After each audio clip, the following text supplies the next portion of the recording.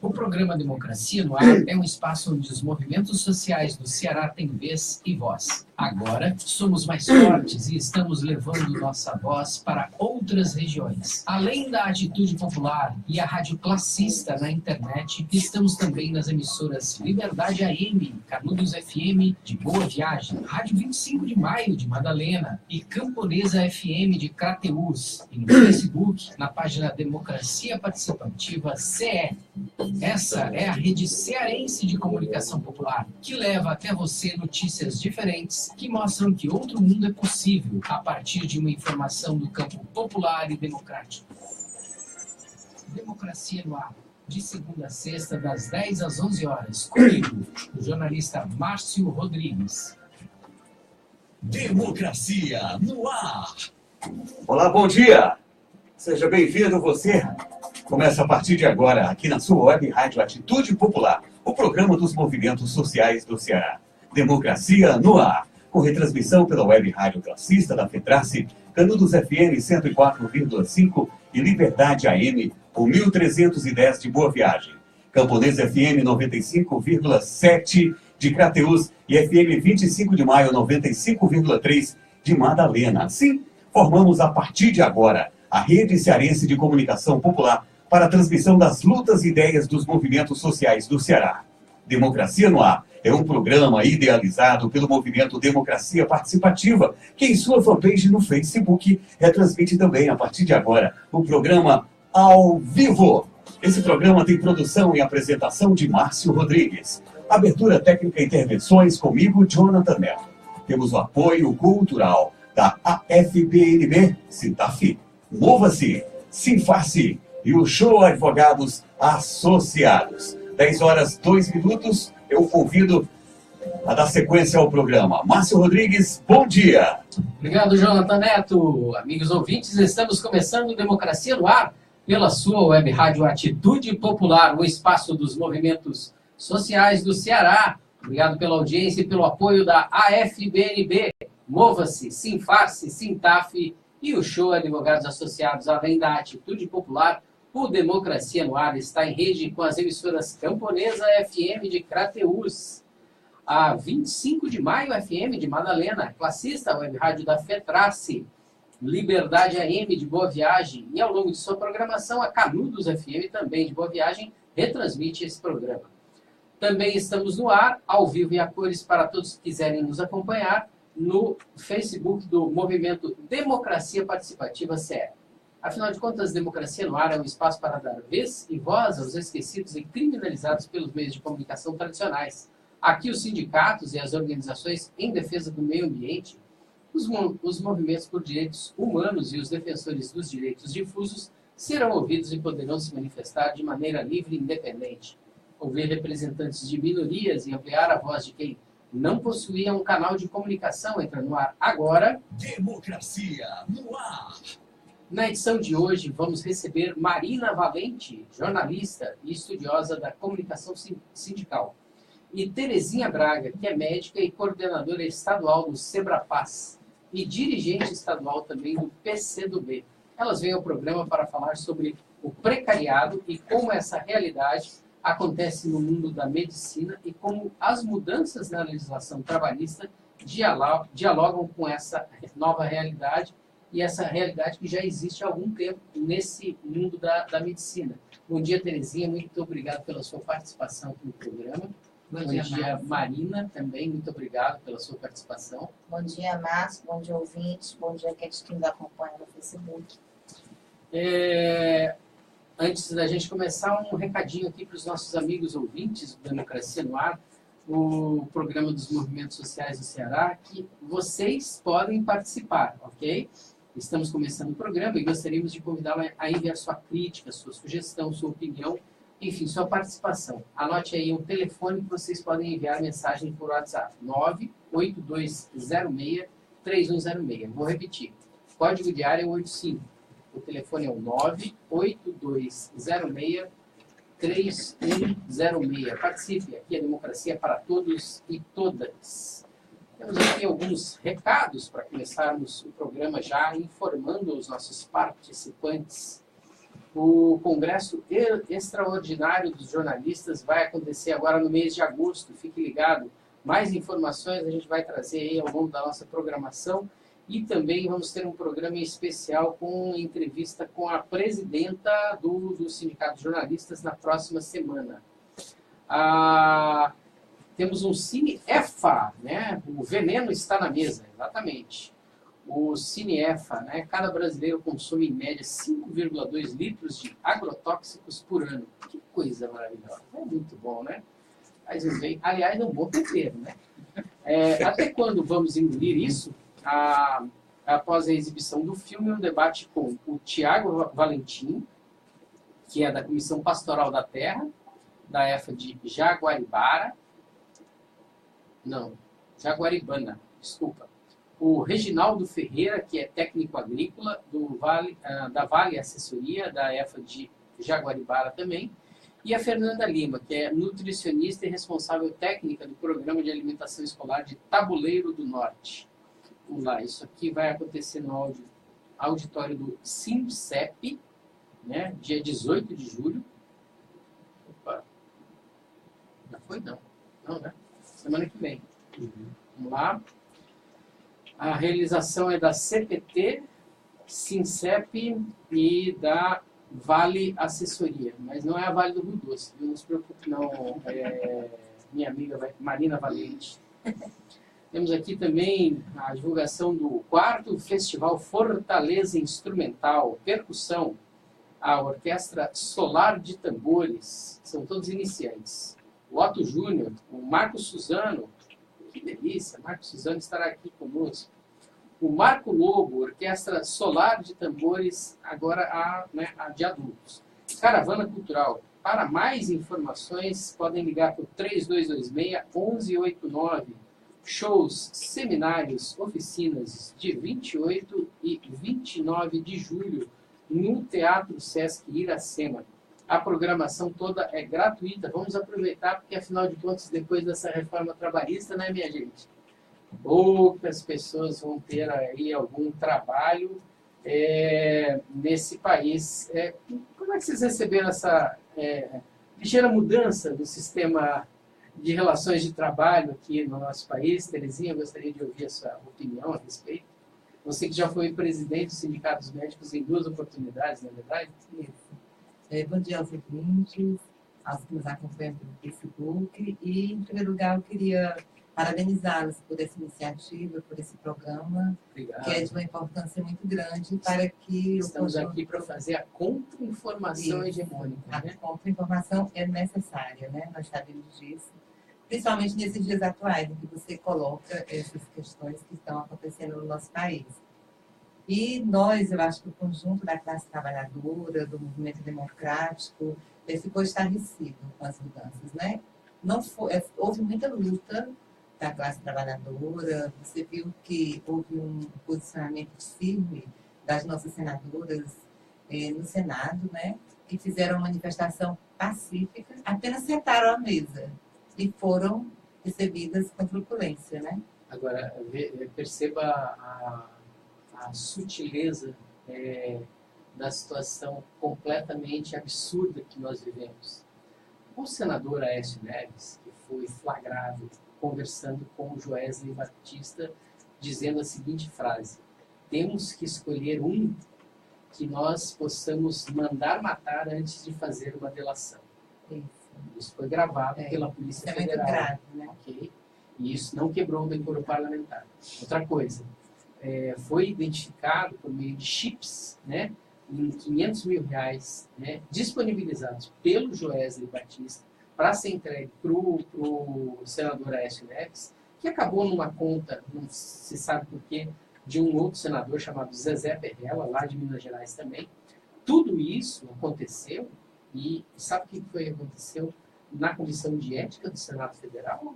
Com certeza, ele foi inocentado, né? Enquanto isso quebrou o decoro parlamentar. Não. No entanto, essas 5 senadoras, Vanessa Graziotin, Gleisi Hoffmann, Lídice da Mata, a Regina de Souza e a A Ângela. Não, mas. Não é a Ângela Portela, não. Enfim, eu me esqueci o nome da quinta senadora. Peço desculpa aos nossos Blitz da Mata, você já falou? Já, aos nossos ouvintes. Mas elas, 5, vão responder a um processo na Comissão de Ética do Senado e podem perder o mandato. Isso mostra o absurdo, né, do que está acontecendo no nosso país. Isso porque elas atrasaram em 5 horas e meia, mais ou menos, o processo de roubo, né, usurpação de todos os direitos A trabalhistas gente precisa entender de uma vez por todas que nós não estamos numa democracia mais. Isso, com certeza. A democracia caiu e, aparentemente, as pessoas continuam sustentando uma máscara dessa democracia. Não duvide que elas percam o mandato. Só que não é uma democracia que utiliza de uma força militar. É uma queda de democracia que foi feita por uma ditadura utilizando uma força militar. É uma queda de democracia que foi usando o grupo empresarial brasileiro, né, a grande mídia e a força jurídica para fazê-lo. Né? Então a gente fica anestesiado. Terezinha falou que a gente teve mobilizações, mas eu sou muito crítica ao nível de mobilização que a gente fez perto da força e do cano de força que as nossas entidades possuem. Nossa reação não está à altura. Não estava à altura. Tanto. Não está à altura ainda. Não está. E agora o leite já foi derramado, né?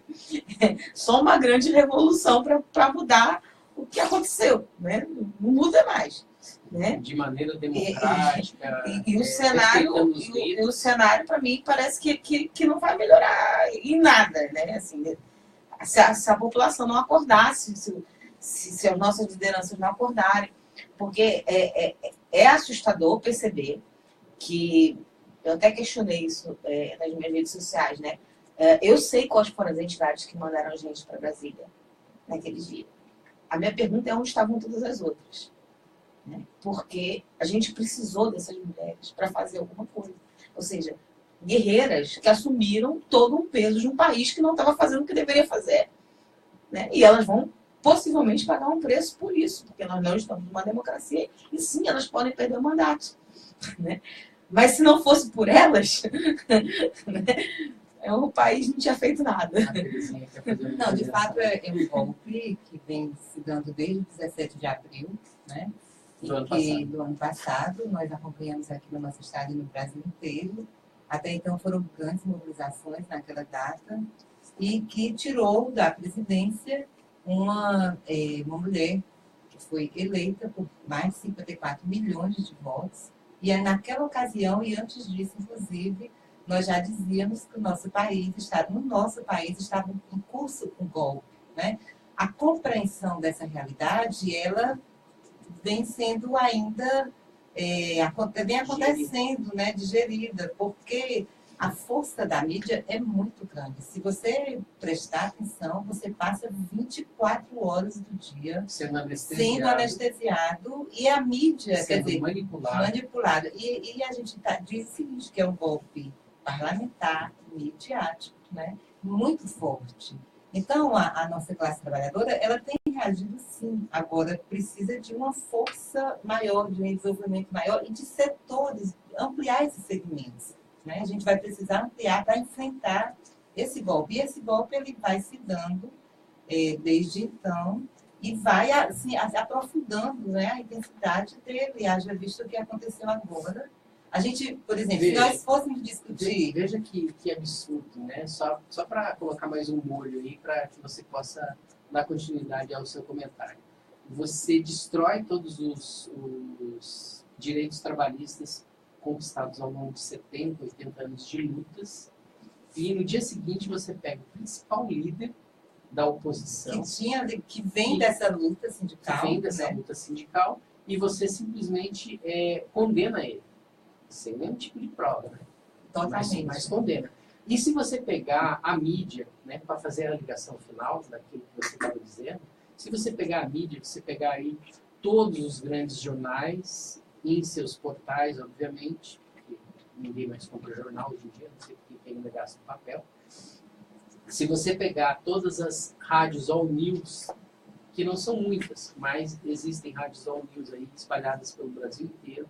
E se você pegar todas as redes de televisão em seus espaços ditos de informação, você vai ver que há uma unicidade no discurso, dizendo que é uma brilhante intervenção no sentido de construção de um texto de condenação, porque não deixa nenhuma margem para dúvidas. É um absurdo, né? O que é um... Jornalistas e juristas. É um verdadeiro absurdo. Nosso código de ética já foi pro lixo há muito tempo. É verdade. Então, essa é a realidade que é pano de fundo para a discussão da classe trabalhadora, né? De toda essa destruição de direitos. Quer dizer, se nós estivéssemos, nós já discutíamos antes mesmo, no processo democrático, essa precarização do trabalho, né? Isso já era uma discussão que acontecia. Mas aí você estava lutando especificamente pela condição do trabalho naquela ocasião. Hoje é dentro de um cenário... Em determinadas categorias isso, profissionais. Né? Na minha categoria, por exemplo, a gente vinha discutindo isso desde os anos 90, por exemplo. Na época que eu era presidente do sindicato dos médicos, nós realizamos um seminário que discutia a terceirização do trabalho médico. Isso porque, naquela época, isso foi em 97, maio de 97, aquela época já era uma realidade, a terceirização do trabalho médico, né? Então, de lá para cá, essa coisa foi se ampliando para diversos segmentos. Mas era uma parte, com relação ao movimento, a uma categoria, ou a várias categorias, mas não era o conjunto da classe trabalhadora, né? Hoje não, hoje essa discussão do precariado, da precarização, das condições de trabalho, se dá dentro de um cenário político, né, de golpe. E perpassa toda a sociedade. Toda a sociedade, de usurpação de direitos, de negação de direitos, né? É uma coisa realmente muito agressiva e que exige da gente uma resposta também mais forte do ponto de vista da organização e da mobilização, quer dizer, somente uma forte mobilização, o povo na rua será capaz de barrar, né? Claro que ações como essa que foram feitas pelas senadoras, eu naquela ocasião eu estava vendo, assistindo, né? E para mim teve duas coisas interessantes. Primeiro, o presidente do Senado, que é aqui do Ceará, né? Ele se desmascarou, porque antes ele ainda mantinha uma certa máscara, aura, né, da presidência, mas quais foram as atitudes dele em relação à postura das senadoras que ficaram simplesmente sentadas à mesa? Simplesmente, e pedindo uma coisa simples, que era a discussão de um único destaque, a votação de um único destaque. Era a única reivindicação que elas tinham, que se votasse um destaque, permitisse a votação, porque naquela ocasião estava sendo feita uma coisa esdrúxula. Os senadores diziam que não concordavam com diversos itens, mas eles votavam a favor e confiavam no presidente golpista, né? Por uma carta que ele assinou, uma carta totalmente sem precedentes na história. Então, quer dizer, você não concorda, diziam eles, eles concordavam, claro, diziam que não concordavam com alguns itens, como, por exemplo, a questão da mulher grávida trabalhando em condições insalubres e da lactante em condições insalubres, né? Eles concordavam, claro, tanto que votaram. Mas disseram, não, vamos votar sim, mas confiamos que o presidente nos deu a garantia que vai mandar uma medida provisória que nega isso. É uma coisa esdrúxula, isso é um absurdo, né? É um absurdo sem tamanho, até mesmo porque na Constituição, né, dos poderes aqui no Brasil, o que acontece? É uma divisão de tarefas, né? O Executivo não legisla e o Legislativo não indica o que o Executivo deve fazer. Ele simplesmente olha aquilo que o Executivo faz para, enfim, o Judiciário é quem vai julgar, né, se nenhum está invadindo o outro e se o Judiciário também não está no final, eles promovendo.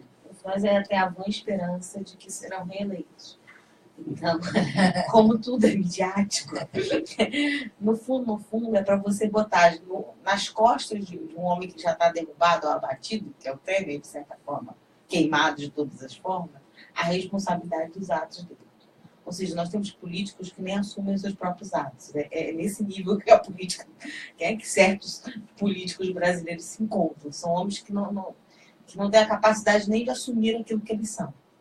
Então, Claro que isso é combinado, né? é claro. É parte parte. de um jogo Sim. em que eles agem para imprimir essa política que está aí acontecendo, né?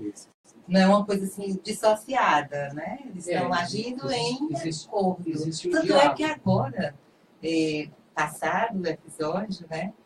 da aprovação da da aprovação da trabalhista, reforma com trabalhista. várias promessas de vetos De veto, o presidenciais. presidente da Câmara diz que não vai imprimir nem colocar em votação nenhuma medida provisória que chegue lá.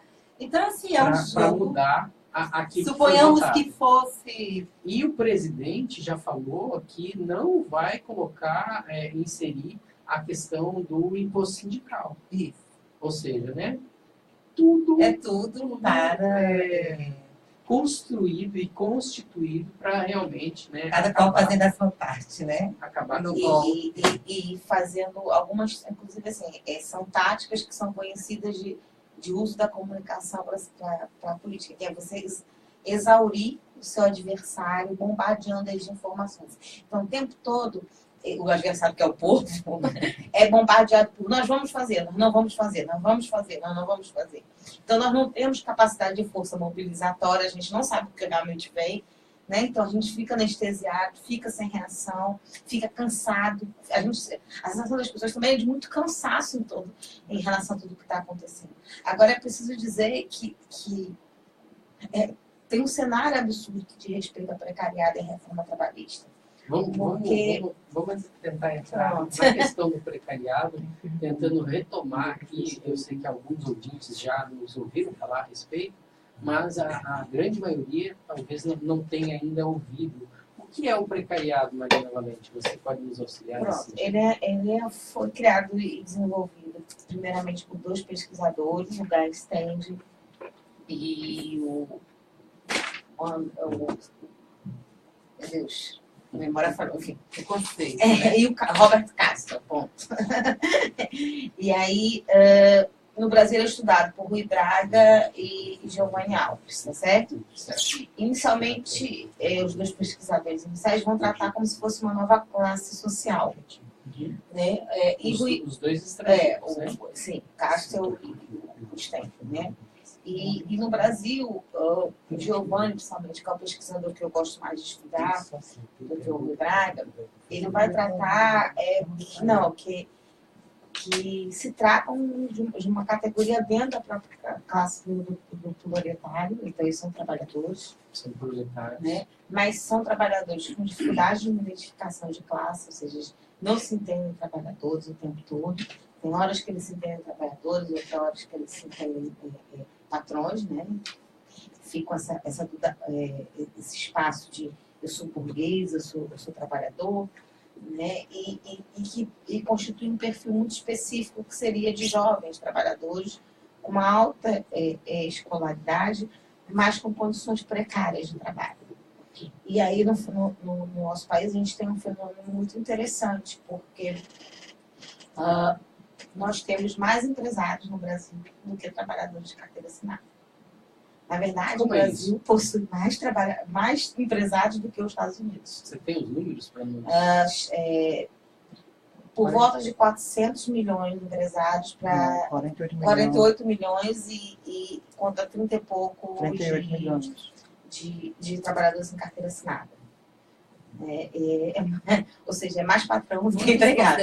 Verdade de si mesmo, né? Não, pois é, e aí muitos que são o seu... Porque, na verdade, a gente teve um aumento do acesso à universidade, né? Só que esse pessoal saiu da universidade achando que ia encontrar tudo resolvido, porque a gente tem essa cultura no Brasil de dizer que a educação vai fazer com que você tenha faz o milagre. Faz o milagre de você conseguir transformar você num ser humano rico. Rico, exatamente. Só que eles saíram para o mercado de trabalho e não tinha mercado de trabalho para absorver eles nas específicas áreas que eles se formaram e nem com esses... A gente está falando de diversas áreas. A gente está falando direito, das áreas das tradicionais, né? Pra gente de poder... todas, no jornalismo, por saúde, exemplo. A saúde, na verdade, como a gente tem uma carência de médicos, né? Então, o médico ele sai da medicina e ele vai ser médico, né? Mas a diferença é que no caso dos médicos, como é que ele vai ficar em condições precárias de trabalho? Ele vai exercer a medicina, mas ele não vai exercer a medicina com a carteira assinada. Ou ele vai abrir um consultório, ou ele vai ser um PJ dentro de um hospital, ele vai ser um prestador de serviço do hospital, ele vai ser um terceirizado do hospital.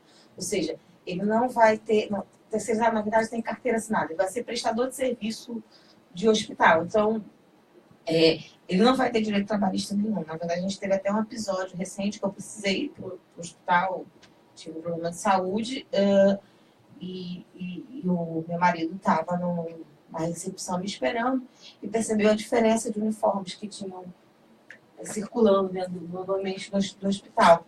E ele achou que a diferença de uniforme seria porque os enfermeiros seriam terceirizados ou seriam pejotizados. E perguntou para a enfermeira. A enfermeira, não, nós aqui, as enfermeiras, somos os únicos que são contratados por carteira assinada. Quem é pejotizado são os médicos, não é doutor. E o médico virou para ela e disse assim, somos, mas é porque a carga tributária... Ele veio com todo o discurso daqueles que defendem a reforma trabalhista, né? Porque senão a gente não tem emprego, porque a carga tributária da carteira de trabalho fica... Ele achava que ficava com o governo o dinheiro. Quando o meu marido explicou, não é isso, volta para você esse valor. Os impostos que são, exceto o seu FGTS, era para suas férias, né, para o seu 13º. FGTS. Aí ele começou ele entrou meio que em choque, porque ele não sabia que, na verdade, aquilo que o patrão dele dizia que era bacana ele abrir mão, era uma coisa que, na verdade, era para ele. E ele começou a dizer, eu não tiro férias há 5 anos. Eu não tenho final de semana, eu não tenho 13º. Então, ele começou a perceber a realidade dele no local de trabalho. Né? E isso acontece. Por que muitos jornalistas não entendem a luta da classe trabalhadora contra a reforma trabalhista? Porque nós, já há muito tempo, já somos pejotizados na grande mídia. Né?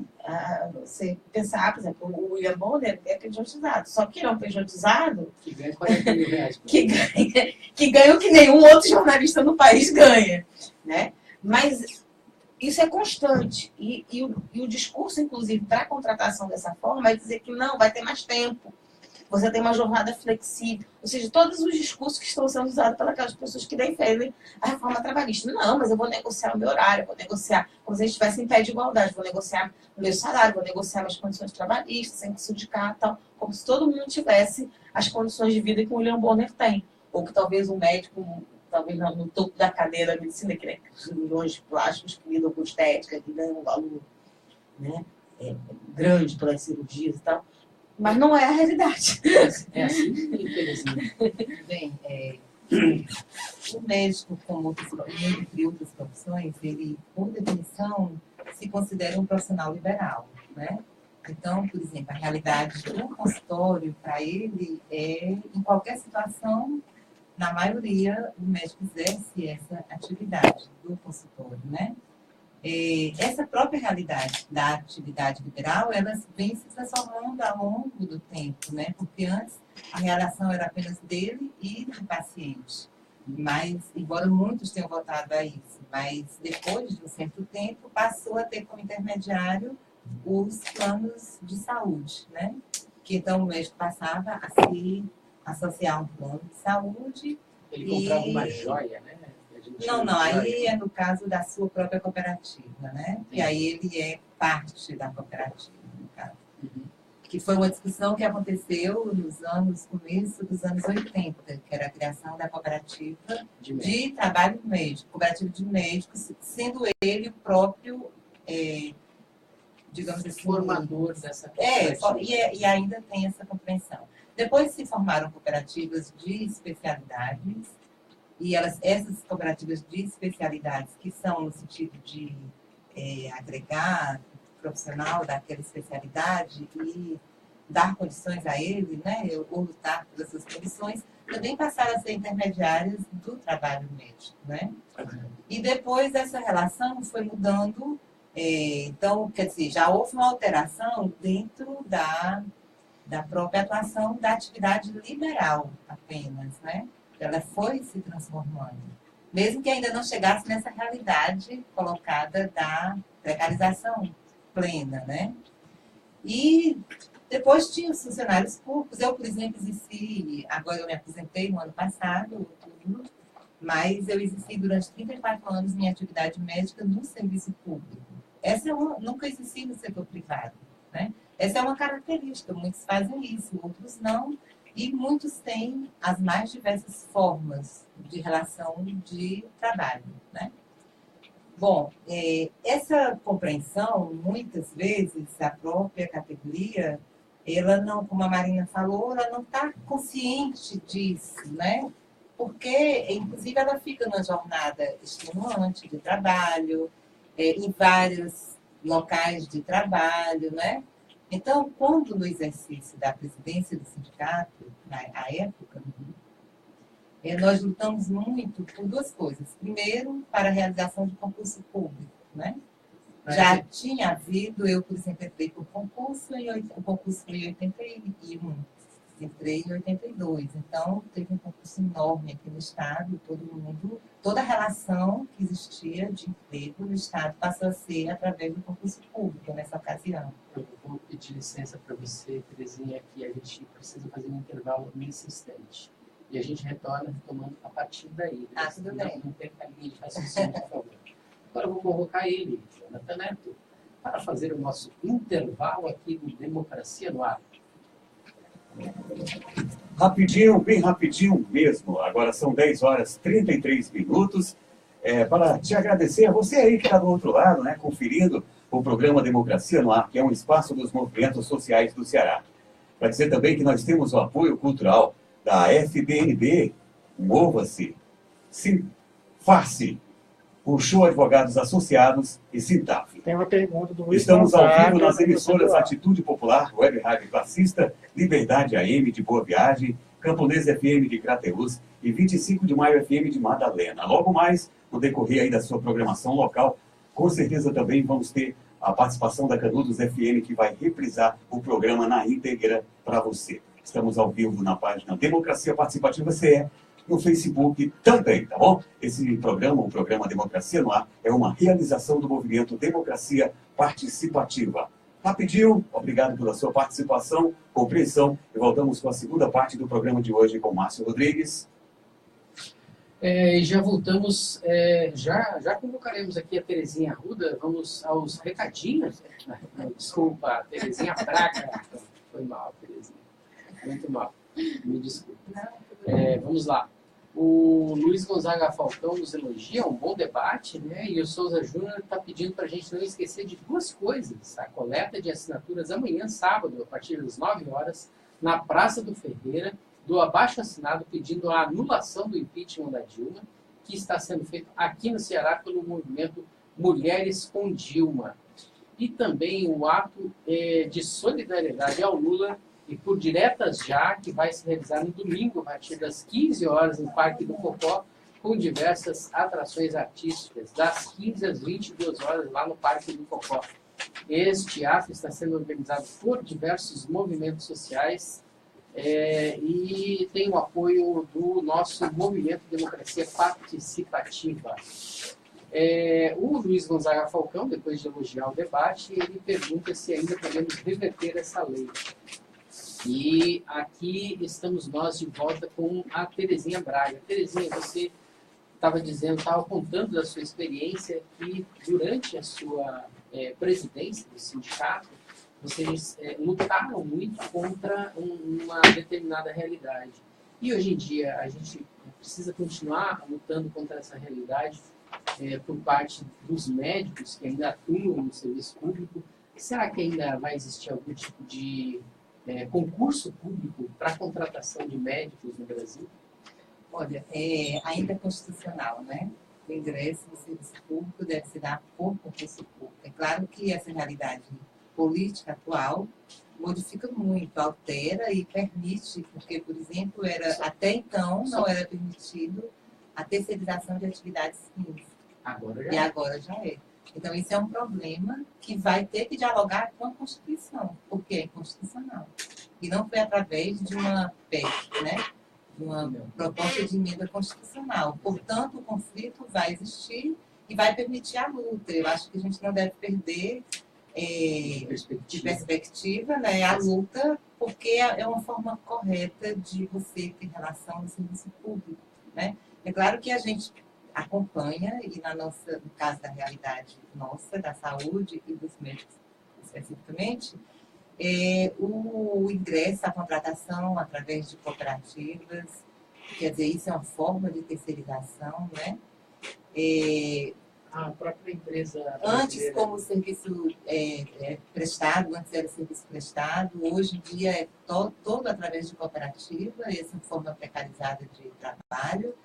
Isso cria um conflito, porque os médicos que ingressaram através do concurso público têm uma série de direitos garantidos, os que estão trabalhando através de cooperativa não têm esses direitos garantidos, né? A empresa brasileira de serviços hospitalares, a IBSER, né?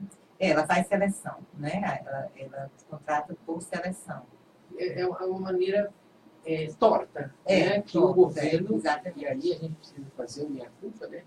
Foi nos governos comandados por aquilo que a gente considera a esquerda no Brasil, né? Pelo governo avançado, aliados, com certeza. Que foi criada essa empresa brasileira de serviços hospitalares.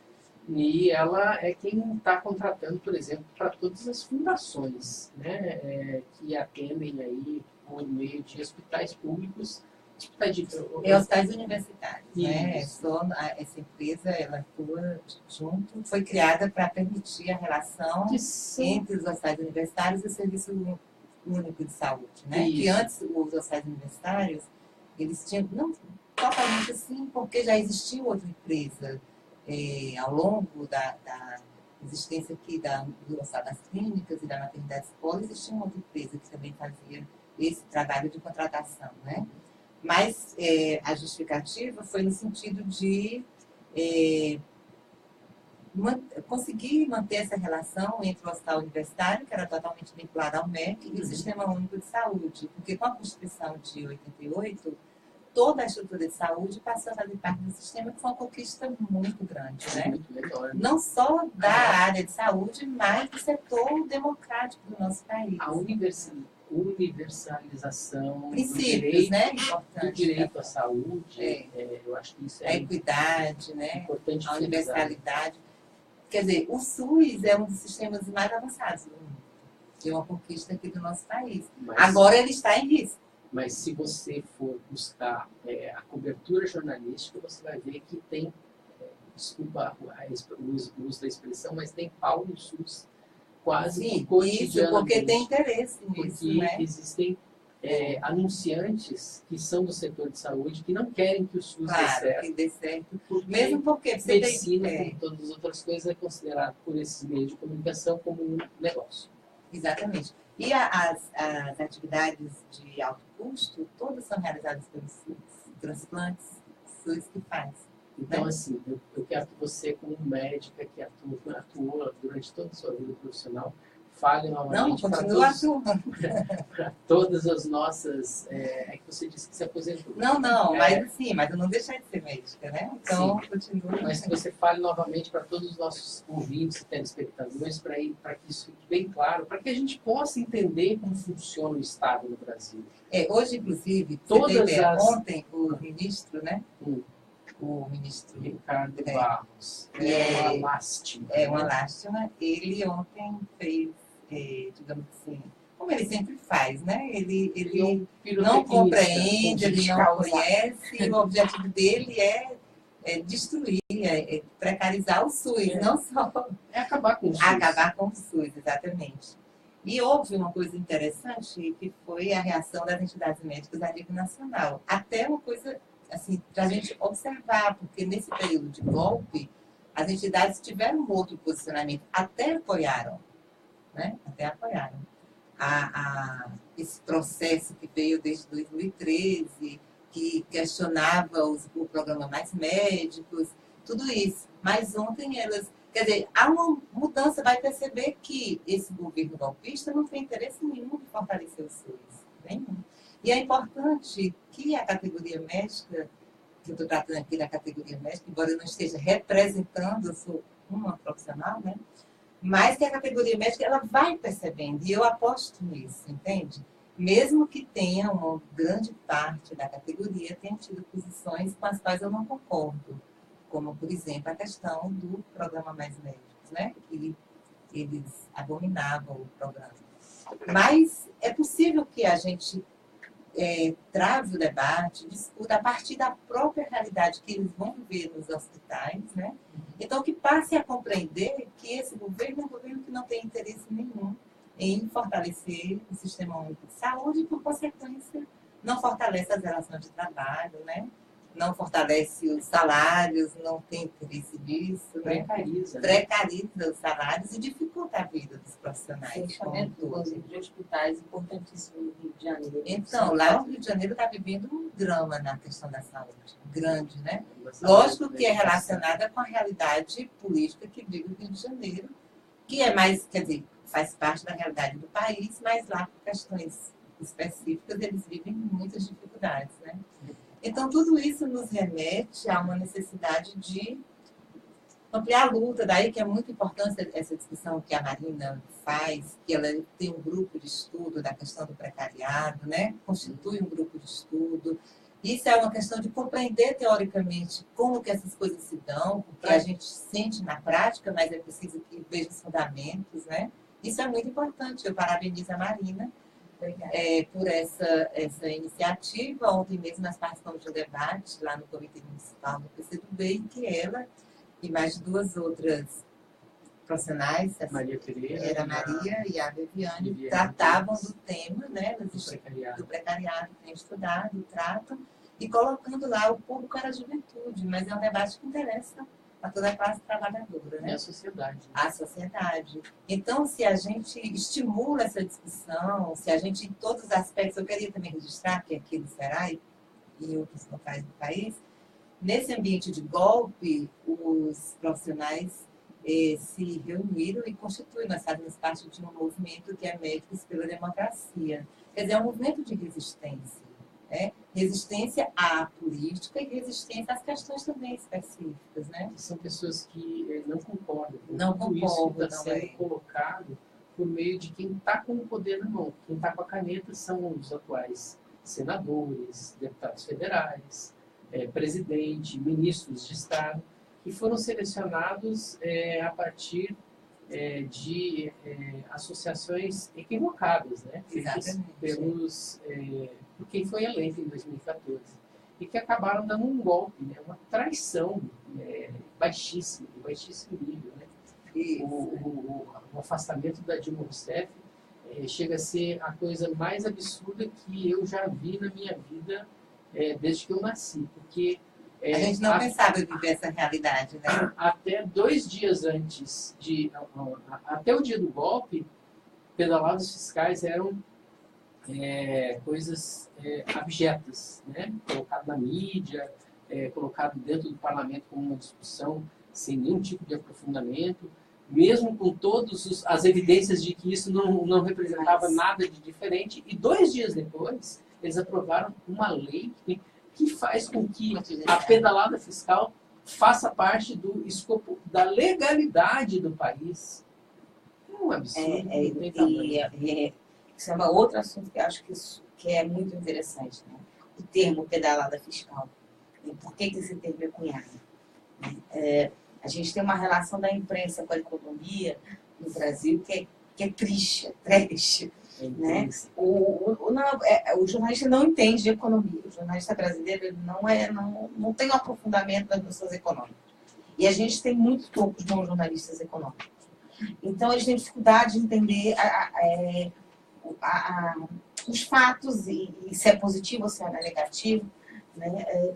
E ao longo de todos os processos de problemas econômicos, de lançamentos de planos econômicos, os ministros da economia, os governos que foram se instituindo foram criando termos para ver se explicavam, se facilitavam melhor a compreensão sobre um determinado fenômeno econômico. Aí eles criam esse termo, né? Fantástico, pedalada fiscal, que não quer dizer nada, Nada com coisa nenhuma, né? Nada com coisa nenhuma, jogam para a sociedade, né, e cola. Porque as pessoas não sabem o que é pedalada fiscal, né? Mas esse termo vai ser martelado até não poder mais. Ajuda a criar confusão na cabeça da população. Então, até pouco tempo depois da queda da Dilma, eu ainda pegava um Uber, um meio de transporte, e as pessoas ainda achavam que, na verdade, a questão era corrupção. Né? E não era corrupção, porque a fiscal não tinha absolutamente nada a ver com corrupção ou uma denúncia de corrupção. Então tem essa confusão, como a gente continua dizendo, né, que o mercado, dando características psicológicas para o mercado, né? O mercado ficou nervoso, o mercado acordou agitado, né? E o povo brasileiro fica alheio da discussão da economia. Por isso que é tão difícil discutir direito trabalhista, porque é difícil de discutir economia, entender realmente o nível da profundidade de quanto a gente está levando pancada na cabeça. Porque é muito complicado. Temos aqui a participação do Geraldo Salles, dizendo que está ligado aqui, a partir do Simples Eletro, assistindo ao debate aqui desenvolvido no programa Democracia no Ar. Assim como o Caio Vitor manda um abraço para a companheira aguerrida Marina Valente. Obrigada. A Maria Pereira manda um parabéns às camaradas que estão aqui no programa. Beijão, Maria. E o Souza Júnior, novamente, duas mulheres de luta e valentes, né? Marina Valente. Já vai trocadinha, Souza Júnior. Souza Júnior, engraçado. Ai, o Caio Vitor. Até no nome, no caso de Marina. No caso de Terezinha, aliás, Valente é toda a família. Inácio, suas filhas, filha. Parabéns por participar do programa Democracia no Ar. Marina, a gente não pode perder de perspectiva a questão do precariado. E a gente está vivendo um momento bastante conturbado, né? Como a gente faz, voltando à pergunta do Falcão, há uma possibilidade de reverter esse quadro? Qual seria o caminho? E eu estendo a pergunta também a Terezinha Braga. Falcão me perguntou no dia que eu estou extremamente pessimista ainda com a pancada que eu levei na semana. Eu não vejo saída, não existe saída, a não ser rua. E rua com intensidade. Rua para derrubar mesmo quem é que está comandando isso. Né? Mas claro que existem algumas etapas que podem mudar e absorver, sim. Mas são etapas que vão modificar nossa sociedade daqui a anos, não é? Que seriam o atendimento das bandeiras do precariado, que não são as bandeiras que as pessoas... Porque quando o pessoal foi para a manifestação em 2013 na rua, achava que as bandeiras que precisavam ser solucionadas eram bandeiras da classe trabalhadora de uma forma geral, mas não é.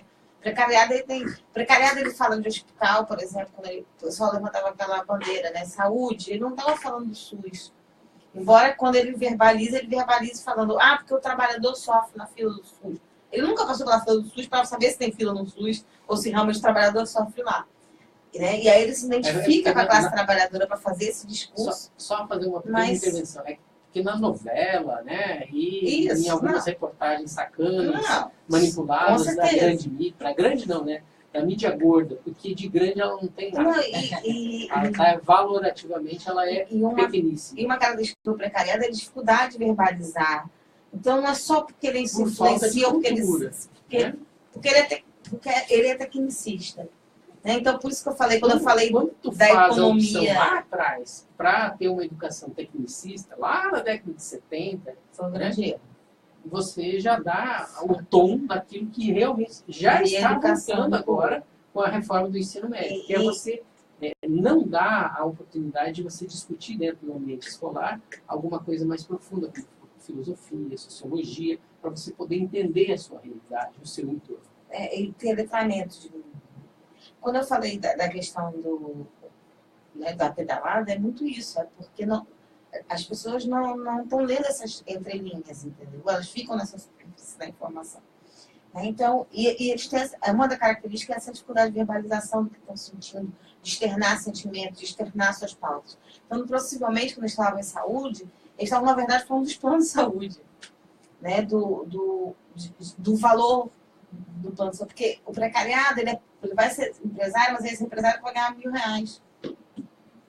Então ele não tem dinheiro. Até 2 salários mínimos. Pois é, 3 mas no ele máximo. quer ter o céu que a burguesia tem.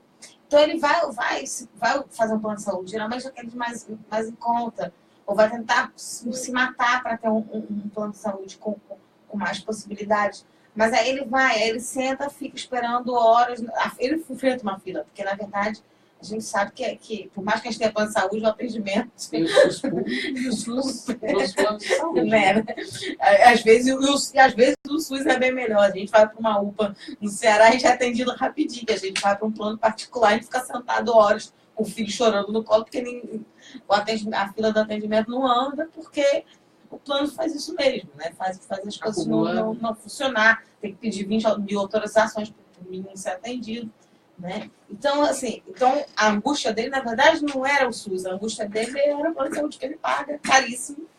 Tá pau da vida de ter que pagar, né? E não está contente. Então, talvez ajudar também eles a verbalizar essas pautas e colocar elas como proposta. Né? Vamos, mesmo que seja difícil para os nossos parlamentares progressistas pautar e conseguir vencer no cenário deles, botar para uma votação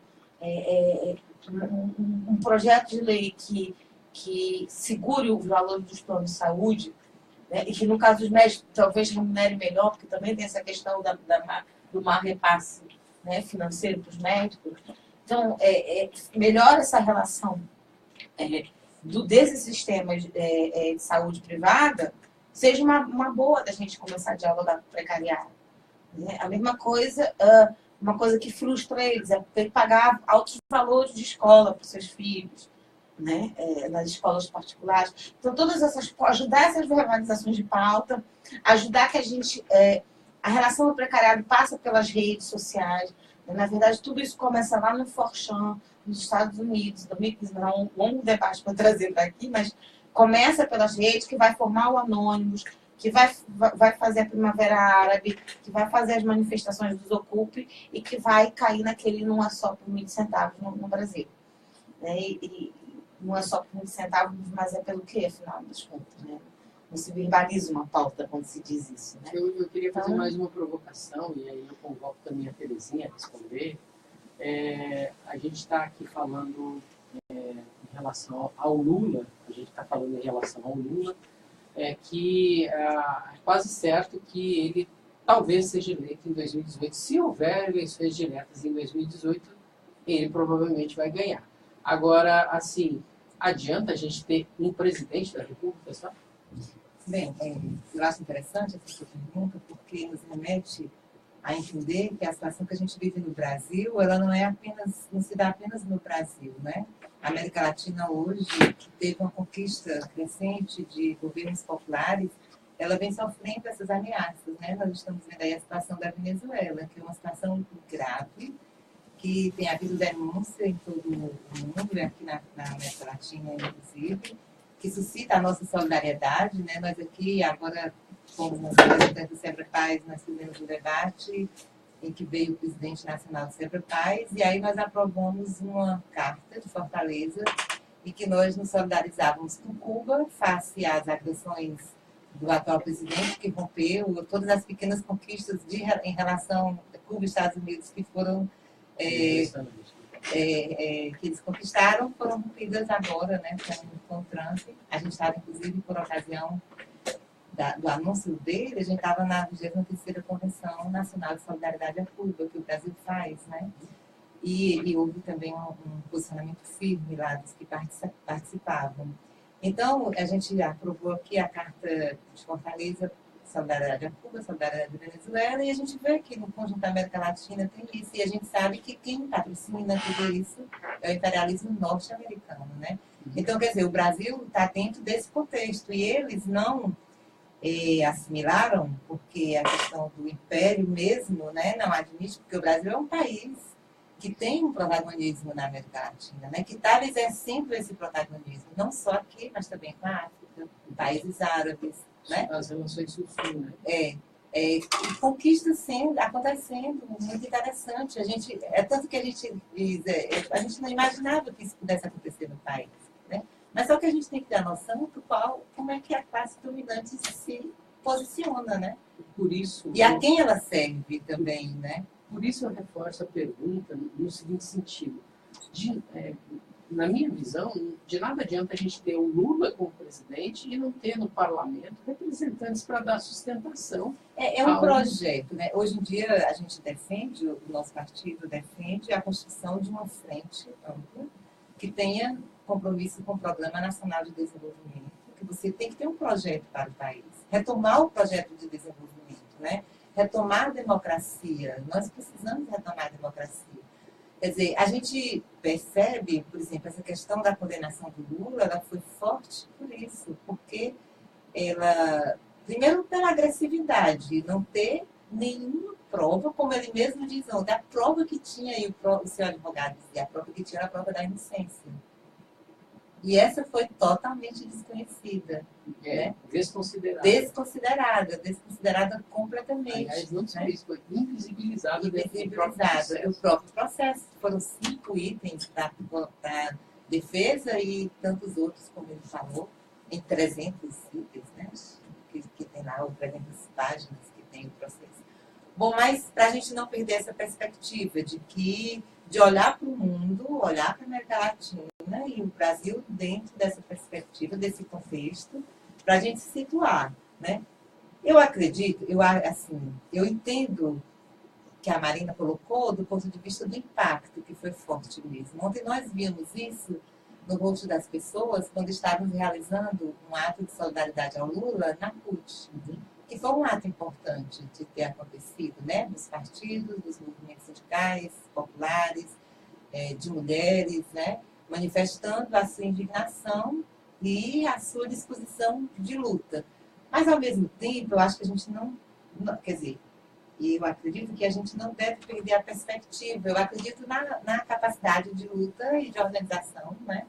E que nós vamos dar o troco, sim. Se nós já vivemos recentemente a ditadura militar com atrocidades nunca, assim, em que as pessoas foram assassinadas, se moriram até hoje, muitos não foram encontrados, e nós fomos capazes de vencer, então nós vamos ser capazes. Claro que a gente precisa ampliar muito o nível de consciência, de mobilização, né?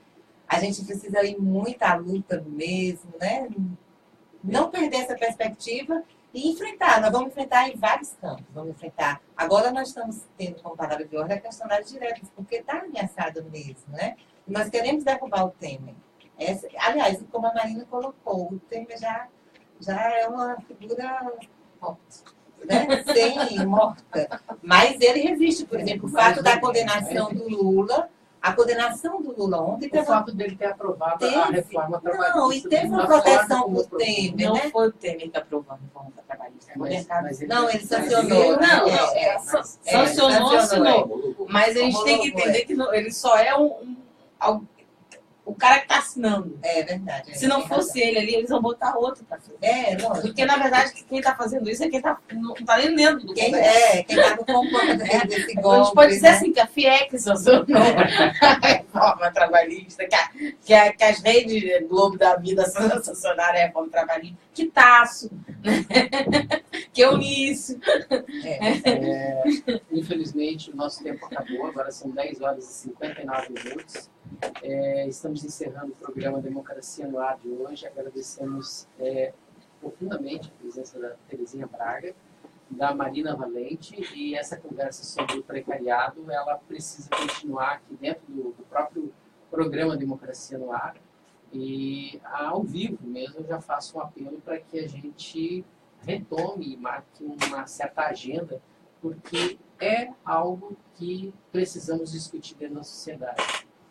E agradecemos a presença dessas duas companheiras. Não encerramos antes de passar alguns recadinhos, né? Vou divulgar ato de domingo, dia 23. Então, assim, nesse domingo temos dia 23 temos mais um ato pelas diretas já. Nós vamos aprofundar aqui qual é o local. O recado é da Alice Cristina Nogueira, ok? Vamos aos últimos recados aqui do dia.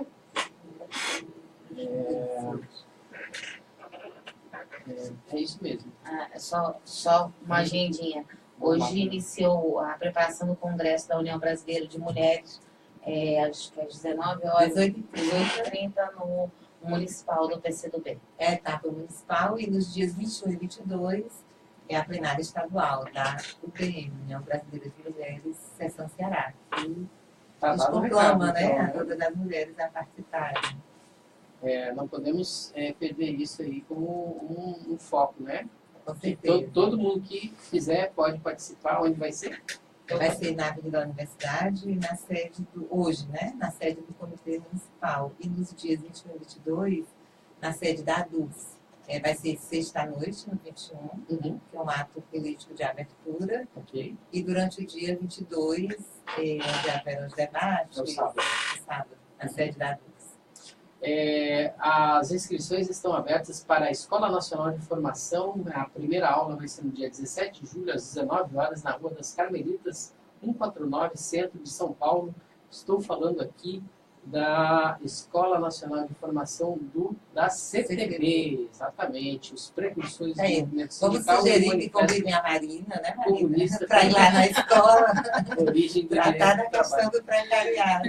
O assunto é o seguinte: os precursores do movimento sindical e o Manifesto Comunista como origem do direito do trabalho. Esse é o recado aqui para o pessoal que estiver em São Paulo nessa data, dia 17 de julho. Queira se deslocar, né? Também Queira se deslocar, né? Eu acho que vale a pena.